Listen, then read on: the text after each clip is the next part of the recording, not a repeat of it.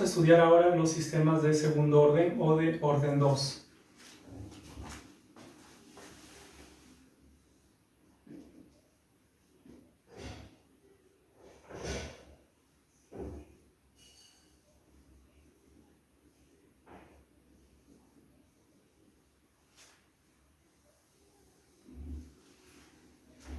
La función de transferencia de un sistema de segundo orden va a provenir de una ecuación diferencial que en general va a tener la siguiente forma.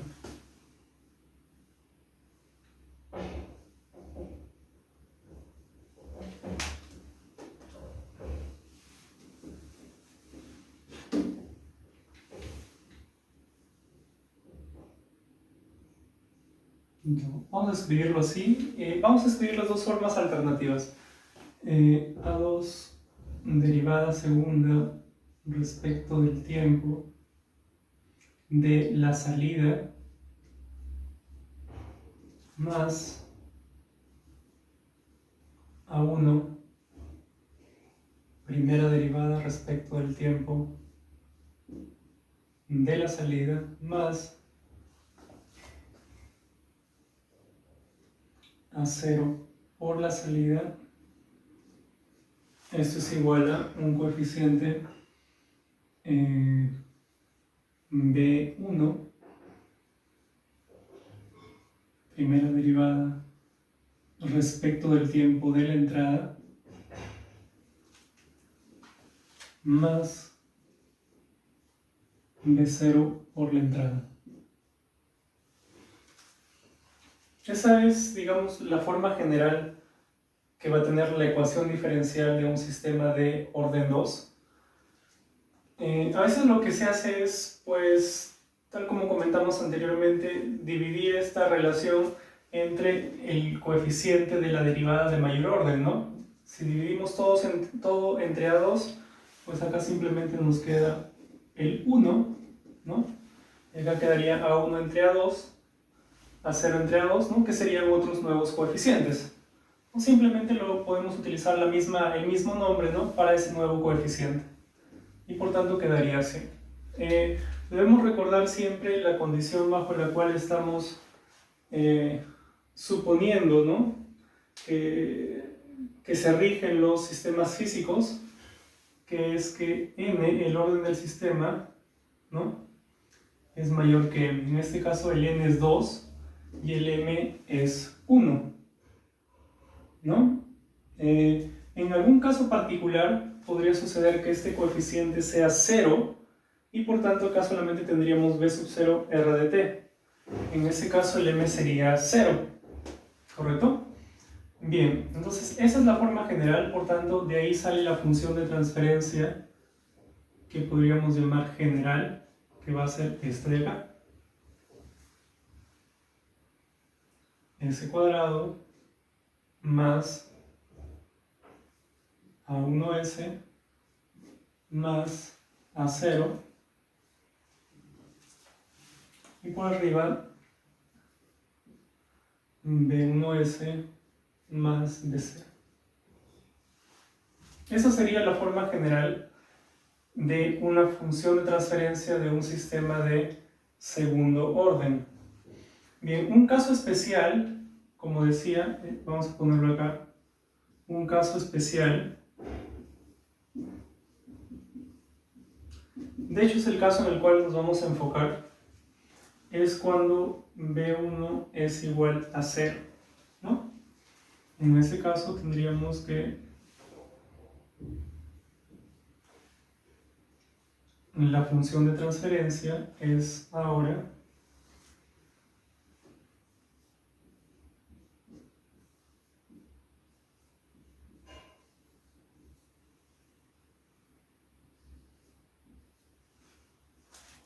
así, ¿no?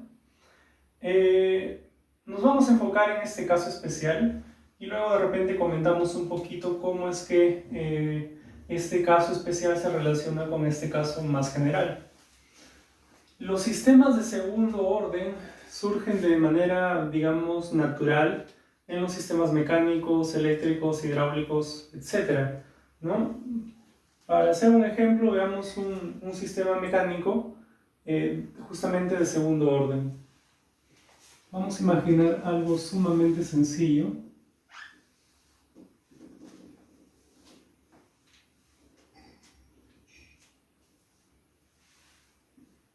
Tenemos por acá una pared, el suelo,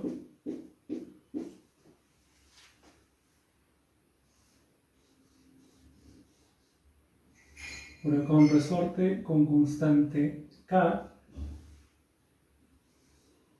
y por acá un amortiguador con constante B, ambos unidos a una masa de valor M que puede moverse horizontalmente, ¿no? O de manera translacional sin fricción, ¿no? De manera libre. Y por acá imaginemos que aplicamos una fuerza externa F de T. E imaginemos que la salida es la posición que denotamos por X, que sería la posición de la masa, o también la posición del extremo del resorte, o también la posición del extremo derecho, en este caso, del amortiguador, ¿no? Rápidamente podemos encontrar la relación matemática que se cumple ahí.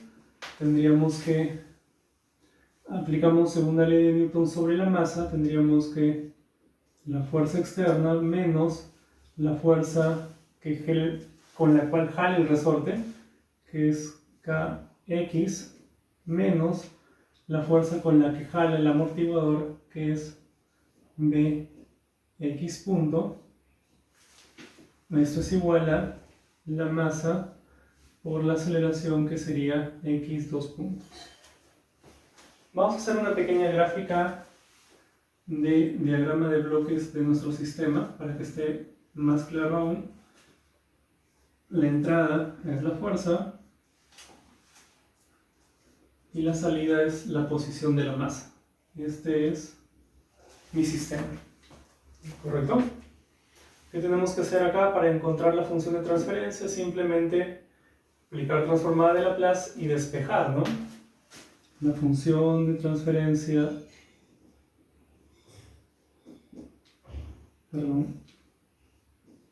de mi sistema es igual a la división x de s, salida entre entrada, f de s. Esto va a ser igual a... acá rápidamente, ¿no? Pasamos este y este término para el otro lado y dividimos todo sobre m y aplicamos la transformada de Laplace, ¿no? Nos quedaría por tanto acá s cuadrado más b sobre m, estamos dividiendo todo sobre m, más b sobre m s y más k sobre m simplemente, ¿no? Y por arriba nos queda el coeficiente es 1, como estamos dividiendo sobre m sería 1 sobre m. ¿Correcto? Esa sería la función de transferencia de nuestro sistema. Es un sistema de orden 2 y tiene justamente esta forma, ¿no? B sub 0 sería 1 sobre m, A sub 1 sería B sobre m, y A sub 0 sería K sobre m. ¿Correcto? Bien, entonces también podríamos hacer un ejemplo de un circuito eléctrico, también donde encontremos una función de transferencia que tenga una forma como esta, ¿no? Vamos a nosotros empezar a analizar esa función de transferencia, ¿no? Y vamos a imaginar que a nuestro sistema lo excitamos con una entrada de escalón unitario. Y vamos a tratar de encontrar cuál sería la salida. Bien, antes de continuar, por simplicidad vamos a restringir un poco los parámetros, ¿correcto? Vamos a restringirlos un poquito. En general, al tener nosotros sistemas o elementos pasivos, ¿no? Como estos de acá, o en el caso de un circuito también resistencia, inductancia, capacitor, estos coeficientes B sub 0, A1 y A sub 0 van a ser positivos. Quizá en otro tipo de sistemas alguno de ellos pueda ser negativo, ¿no? Pero en muchos casos van a ser positivos. Entonces, por simplicidad vamos a trabajar con esa restricción. Primero vamos a reescribir esta función de transferencia de la siguiente manera. Vamos a ponerle otros nombres a los coeficientes, solo para trabajar con un poquito más de facilidad. Vamos a ponerle por acá, en vez de ponerle B0, le vamos a poner la letra D.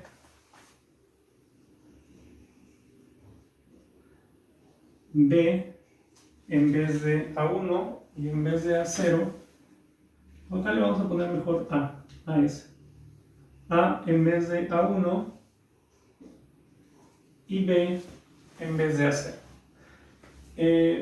Para que quede claro ahora, esta función de transferencia únicamente tiene 3 parámetros, que son justamente D, vamos a ponerlo en orden, A, B y D. Es decir, solamente necesito esos 3 valores para que se defina completamente esa función de transferencia. Tiene 3 parámetros, ¿correcto? Y como les estaba diciendo hace un momento, vamos a jugar o vamos a poner las restricciones siguientes, ¿no? Para el D vamos a ponerle positivo. Para el A también con los 3, positivo, y con el B también positivo. Y solamente vamos a agregar un casito más, que a veces es importante, y es el caso que en este sistema en particular representaría la ausencia del amortiguador. Es decir, si el amortiguador no existiese, eso sería equivalente a que ese parámetro B es igual a 0, ¿no? Por tanto, este coeficiente que multiplica ese sería igual a 0. Ese coeficiente es justamente el coeficiente A. Entonces, vamos a abrir un poquitito más y vamos a ponerle acá mayor o igual a 0. Es decir, vamos a dejar la posibilidad abierta de que el coeficiente A pueda eventualmente ser igual a 0. Pero en general, los 3 van a ser positivos. ¿Correcto? Bien, lo primero que tenemos que hacer es encontrar los polos, ¿no? En este caso obviamente no hay ceros, porque arriba solamente hay una constante, ¿no? No hay ningún cero, solamente hay 2 polos. Bien, dependiendo de los valores particulares que pueda tomar A y B, esos polos van a ser, digamos, de distinto tipo. En algunos casos esos polos van a ser números reales, en otros casos esos polos van a ser imaginarios, y en otros casos van a ser complejos, ¿sí? Parte real y parte imaginaria. ¿Ya? ¿Por qué es importante eso? Porque de acuerdo a cómo sean esos polos, es que la respuesta del sistema va a tener una u otra forma. ¿Correcto? Bien, entonces tratemos de encontrar los polos de esa función de transferencia. Hay 2 polos nada más, ¿no? Les vamos a poner por acá polo 1 y polo 2, ¿no? Y utilizamos pues la fórmula súper conocida, que sería la siguiente: menos A, ¿no? Menos A más menos raíz cuadrada de A cuadrado menos 4B. Esto dividido sobre 2. ¿De acuerdo? Recuerden estas condiciones. Entonces, tratemos ahora de analizar para qué casos esos polos ¿no? Que son justamente las raíces del polinomio denominador. ¿En qué casos esos polos son reales? ¿En qué casos son imaginarios? ¿Y en qué casos son complejos, ¿no? Me parece que el caso de que sea imaginario sucedería cuando la parte, esto de acá desaparece, ¿no? Entonces, para que me salga solamente imaginario, y me doy cuenta que esto de acá tendría que desaparecer, y acá tendría que darme raíz de un negativo, para que la raíz de un negativo sea un imaginario, ¿no? Y ahí sí tendría el imaginario que estoy buscando. Ya, todo va a depender básicamente de lo que esté dentro de la raíz, ¿no? Que se conoce como radicando. Vamos a decir, CR, el radicando, este es igual a cuadrado menos 4b. Vamos a diferenciar entonces tres casos. Vamos a ponerlo por acá. Caso número 1 es cuando el radicando R es positivo.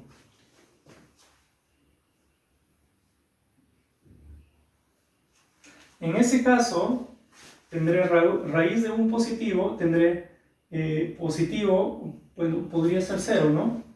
Le voy a llamar positivo. Positivo más o menos, o real, ¿no? Real más menos real me da un real. Me sale que los dos polos son reales. Ahí me doy cuenta al toque, ¿no? Ya, entonces, podría colocarlo así, ¿no? Todavía, mejor después, para ser más ordenado, mejor después escribimos eso. Ya, seguimos con los casos. Primero, el segundo caso sería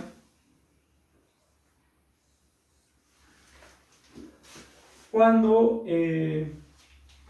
R es igual a 0, ¿no?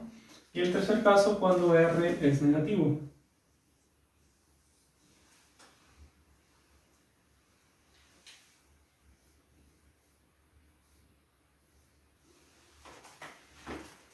¿De acuerdo?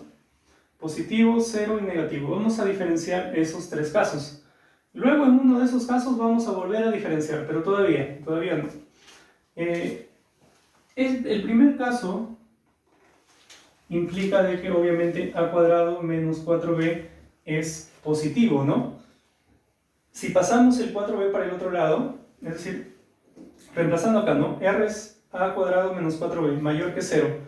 Pasamos el 4b para el otro lado, nos quedaría a cuadrado mayor que 4b.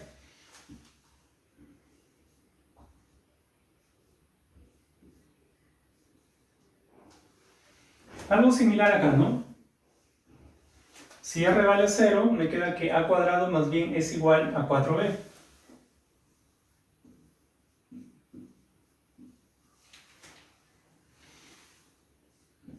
Y en ese tercer caso, pues me queda más bien de que a cuadrado es menor que 4b.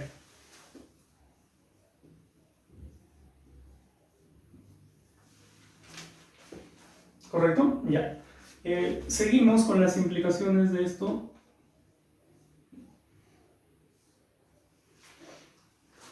Podemos escribir, como B está restringido, ¿no? B es positivo, podemos dividir, ¿no? Y no cambia el signo de la igualdad. Diríamos, a cuadrado entre 4b es mayor que 1.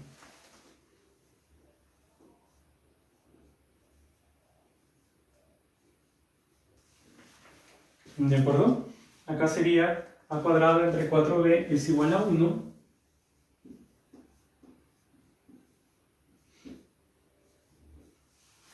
Y finalmente a cuadrado entre 4b es menor que 1.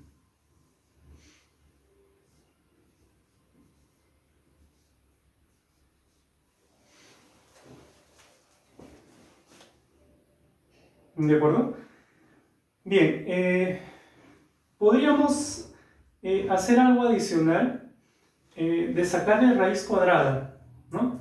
Y esto es importante ahora porque vamos a definir un parámetro, ¿no? Justamente a partir de esta cantidad, que va a ser bastante útil para analizar este tipo de sistemas.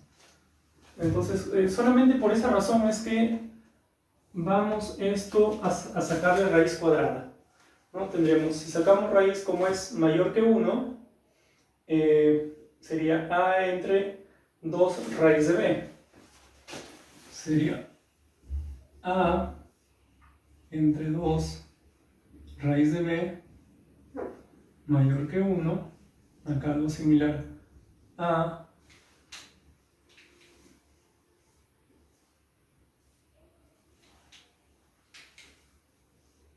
entre 2 raíz de b igual a 1.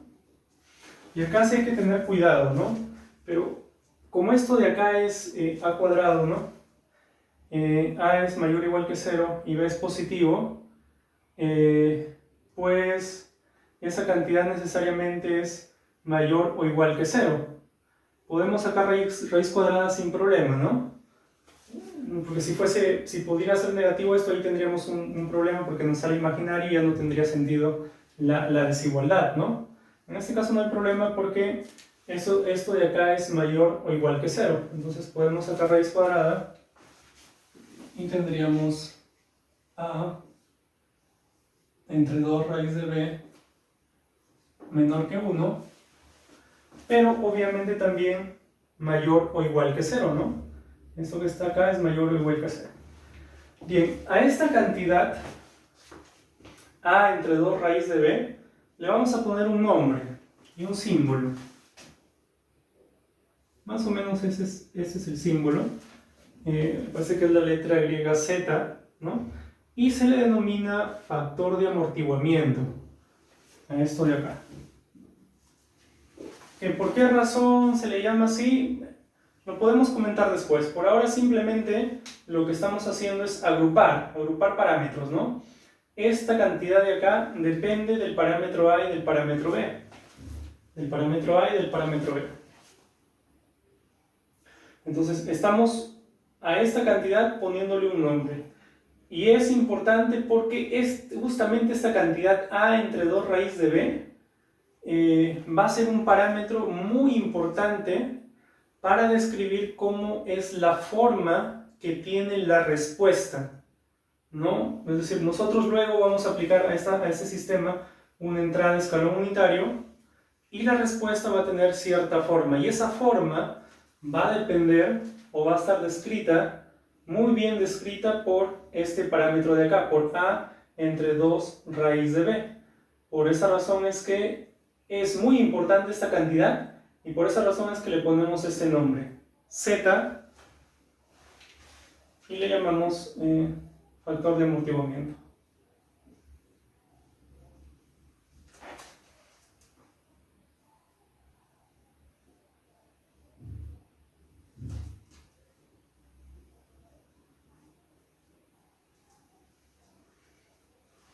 ¿Correcto? Bien. Sigamos con nuestro análisis. Vamos a seguir poniendo flechitas de implicación.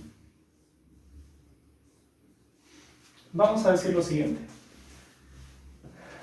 Si ustedes se dan cuenta, esas flechitas, aunque las estoy dibujando para allá, son flechitas de bi-implicación, ¿no? Es decir, si yo digo, oye, si z definido así es mayor que 1, esto implica esto, esto implica esto y esto implica esto, ¿no? Entonces yo digo, en el primer caso, cuando r vale 0, se cumple que el factor de amortiguamiento es mayor que 1. Y también al revés, si el factor de amortiguamiento es mayor que 1, r es mayor que 0, ¿no? Eso lo pueden verificar ustedes. Entonces, en ese caso de que r sea mayor que 0, acá tendría raíz de un positivo, que me da un real, ¿no? Un real positivo, y tendría menos positivo más menos positivo, ¿correcto? Entonces tendría acá que esas raíces o esos polos son reales, ¿no? Tengo raíces reales o polos reales.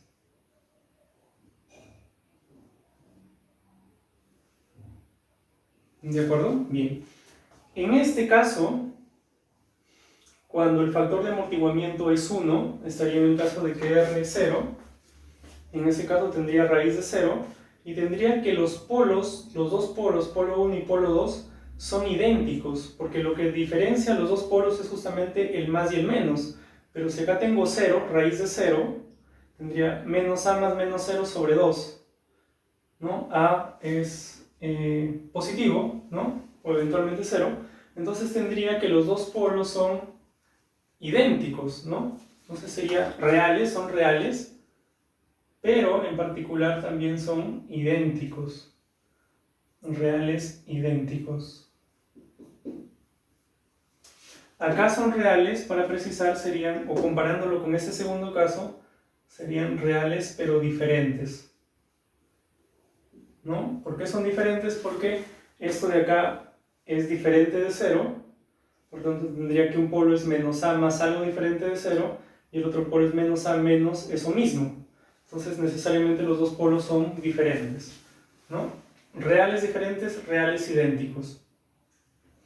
El tercer y último caso, r menor que 0, ahí sí tendría que esto me sale a raíz de un negativo, ¿no? Sería un imaginario, y tendría menos real más menos imaginario. Tendría ahí que los dos polos son complejos, y son de hecho complejos conjugados, ¿no? Si yo tengo un complejo z, que es igual a 3 más 2i, digo que su conjugado, z barra, es igual a misma parte positiva, pero opuesta parte imaginaria. Z y z barra son complejos conjugados.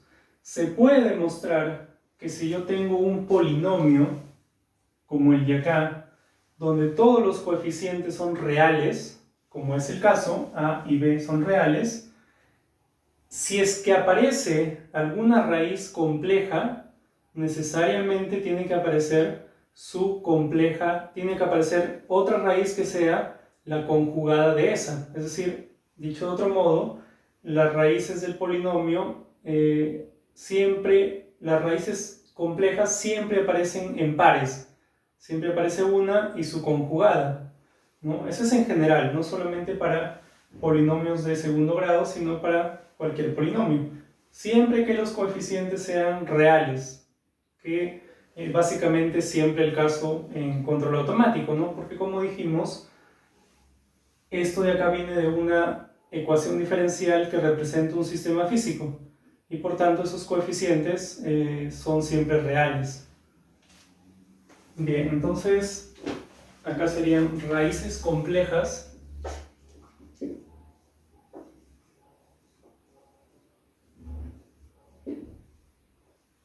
conjugadas, ¿no?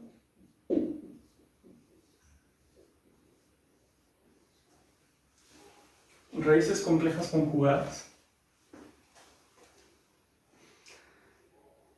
Hay un caso especial, y sería el caso cuando a vale 0, ¿no? Imaginemos el caso de que a vale 0, pero b no puede ser 0, ¿no? B es positivo.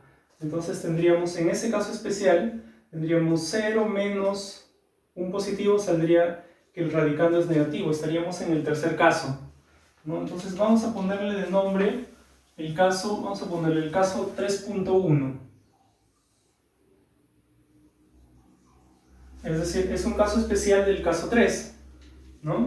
Es cuando r es menor a 0, pero además a vale 0. Sí, es un caso interesante, siguiendo el ejemplo del sistema mecánico, que el a valga 0, acá significaría que el b sobre m vale 0, ¿no? Eso solamente puede ser cierto cuando b vale 0, es decir, cuando no hay amortiguamiento, ¿no?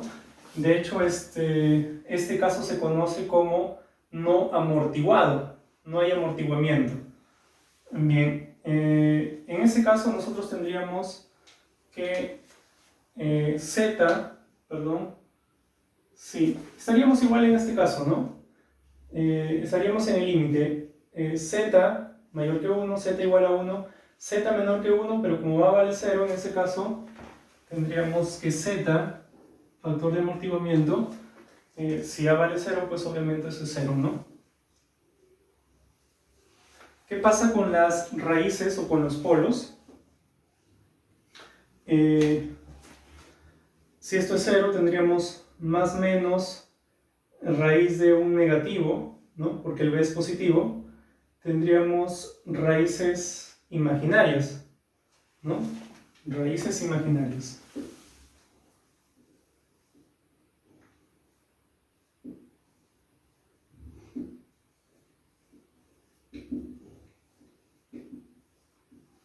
Obviamente conjugadas, ¿no?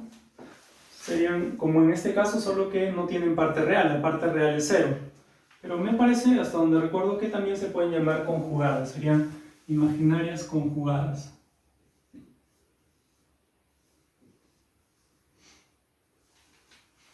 Este caso obviamente es un caso especial, el caso 3, ¿no? Es decir, raíces complejas conjugadas, en este caso esas raíces complejas, en esas raíces complejas desaparece la parte real, ¿no? Solamente queda la parte imaginaria. ¿Correcto? Bien, cada uno de esos casos tiene un nombre de acuerdo a, justamente, se puede visualizar de varias maneras, ¿no? En este caso nos vamos a enfocar en Z. Si es que vamos en reversa, partimos del 3.1, luego el 3, al 2, al 1, vemos que Z está aumentando, ¿no? Decimos que acá el Z es 0, imaginando de dónde viene, de qué sistema físico viene ese parámetro, ¿no? Por ejemplo, el sistema mecánico, nos damos cuenta que vendría del coeficiente B, ¿no? Hay que ir con cuidado porque la letra B acá está representando la constante del amortiguador, pero acá la letra B está representando otra cosa. Entonces hay que tener cuidado. Podríamos hacer esto, podríamos escribir el Z para este caso, ¿no? Si a mí me preguntan, por ejemplo, ¿cuál es el factor de amortiguamiento de este sistema mecánico? Yo diría, ya. Para ese sistema mecánico encontré esta función de transferencia y tengo que compararla con esta de acá. Yo diría, el factor de amortiguamiento está definido como A entre 2 raíz de B. Pero el A es el coeficiente que multiplica la S, ¿no? Sería B sobre M. B sobre M. Entre 2 raíz de B. Entre 2 raíz de B. ¿Cuál es el B? Ese coeficiente de acá, que sería K sobre M.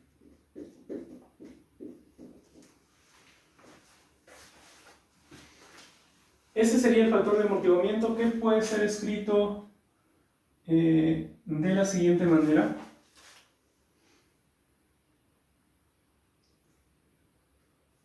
Z es igual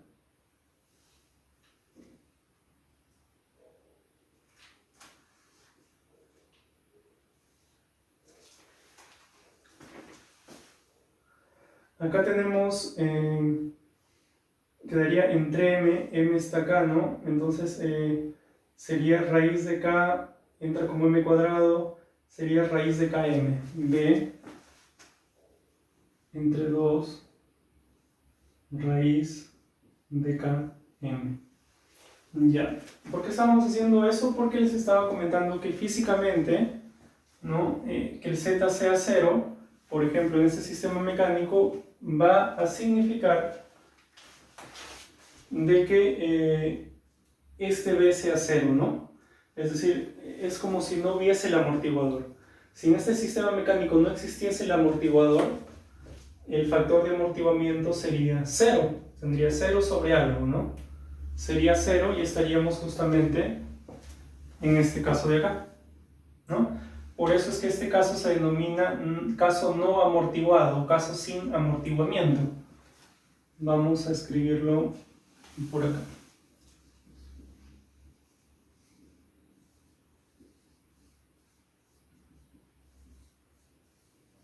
Caso no amortiguado. Bien, este es el límite inferior, digamos, para z, ¿no? 0. El límite superior es de verdad, es de hecho el infinito, ¿no? Es decir, si yo tengo el z definido así, pues si el a aumenta muchísimo, ¿no? Este número que es mayor que 1 en este caso, ¿no? Puede tener un valor muy grande.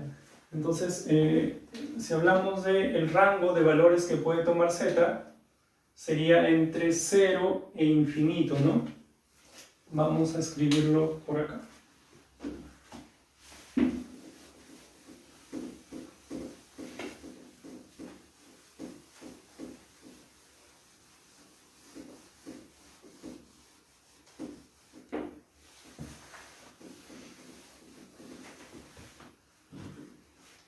Para recordar que el factor de amortiguamiento, así definido, pertenece al intervalo, puede ser 0, sería cerrado en 0, y puede tomar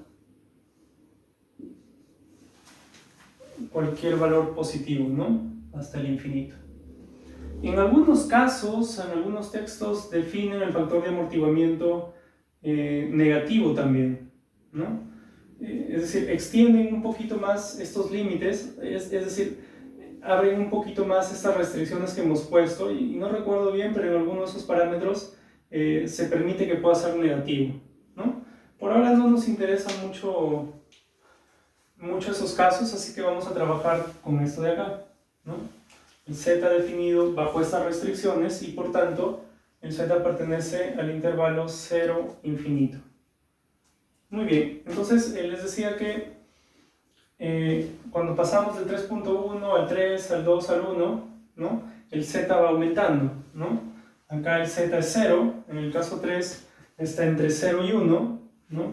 En el caso 2 es justamente 1, y en el caso 1 es mayor que 1. Ya. Entonces se decidió, o quisieron ponerle estos nombres, ¿no? Este es el caso donde z es el menor valor posible, 0, es el caso no amortiguado. Este caso de acá, cuando z está entre 0 y 1, es el caso que se denomina subamortiguado. El de acá es el que se denomina críticamente amortiguado, y el de acá se denomina sobreamortiguado. Son términos que por ahora no me interesa mucho discutirlos al detalle, pero están haciendo referencia a la cantidad o al valor justamente del factor de amortiguamiento, ¿no? Por eso acá se llama subamortiguado, sub como diciendo debajo, ¿no? El de acá es sobreamortiguado, como diciendo encima, ¿no? Más amortiguamiento. Y el de acá críticamente amortiguado porque es un valor, no es un intervalo, no es justamente o es solamente un valor puntual. Es cuando el factor de amortiguamiento es igual a 1, ¿no? Entonces ahí se le llama críticamente amortiguado. A ver, vamos a escribir esos nombres. El de acá es subamortiguado.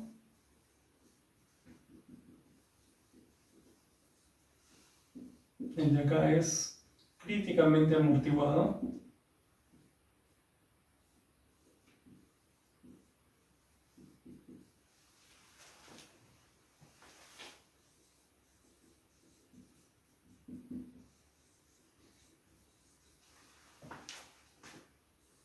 Y el de acá es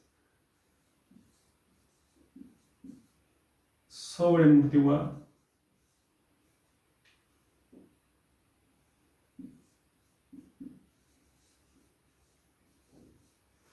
Entonces, tenemos tres casos, ¿no? Sobreamortiguado, críticamente amortiguado y subamortiguado. Y dentro del subamortiguado está el caso no amortiguado. Volviendo a los sistemas físicos de donde salen los sistemas de orden 2, ese factor de amortiguamiento justamente está dado por los elementos que tienen la capacidad de disipar energía. En el caso de los sistemas mecánicos, es el amortiguador, es el único que puede disipar o perder energía. La masa no disipa ni pierde energía, solamente la almacena. La almacena temporalmente como energía cinética, pero es una energía mecánica que no se pierde, que puede ser devuelta. Algo similar ocurre con el resorte. Almacena energía elástica, pero no la pierde, no la consume. Es una energía que se puede recuperar. El único elemento que se come la energía, que la desaparece, por decirlo así, bueno, sabemos que se convierte en calor, ¿no? Pero desde un punto de vista mecánico la energía desaparece, ¿no? Entonces el único elemento es el amortiguador. Y en el caso de los sistemas eléctricos o circuitos eléctricos, de los tres elementos, capacitor, inductancia y resistencia, pues igual, solamente uno de ellos disipa energía, que es la resistencia, ¿no? Los otros dos, tanto el capacitor como la inductancia, almacenan energía, pero luego esa energía puede ser devuelta al circuito o al sistema, ¿no? Y justamente con un análisis un poquito más profundo uno puede darse cuenta de que mientras mayor sean los parámetros de esos elementos que disipan energía, va a haber un amortiguamiento mayor, es decir, este Z va a ser mayor. Y eso lo podemos ver acá, ¿no? Porque para nuestro sistema mecánico, por ejemplo, el Z es B entre 2 raíz de K sobre M. Mientras más grande sea el coeficiente del amortiguador, claro, ahí hay que tener cuidado, más grande comparado con algo, ¿no? Acá de alguna manera se lo está comparando con la raíz de Km, ¿no? Entonces, mientras B sea más grande comparado con la raíz de Km, este coeficiente o este parámetro, factor de amortiguamiento, será mayor y el sistema será más amortiguado, tendrá mayor amortiguamiento.